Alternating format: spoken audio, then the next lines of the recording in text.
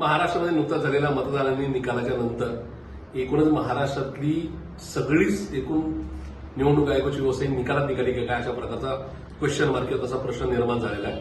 आणि म्हणूनच या सगळ्याच्या विरोधामध्ये आमचे पुणे शहर, पिंपरी चिंचवड आणि पुणे जिल्ह्यातले महाविकास आघाडीचे सगळेच उमेदवार आम्ही आज दिल्लीमध्ये जात आहोत.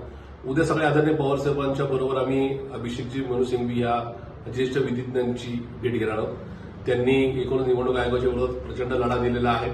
आम्ही आमच्या मतदारसंघात ईव्हीएम असेल, व्हीव्हीपॅट असेल याच्यामध्ये झालेलं टॅम्परिंग, त्याचबरोबर या सगळ्या प्रोसेसमध्ये मतदार याद्यांमध्ये झालेला घोळ, मतदानाची वाढलेली टक्केवारी, या सगळ्या गोष्टी करून उद्या निवडणूक आयोगासमोर जाणार आहोत. त्याचबरोबर सुप्रीम कोर्टामध्ये उद्या किंवा परवा आमची याचिका दाखल होईल.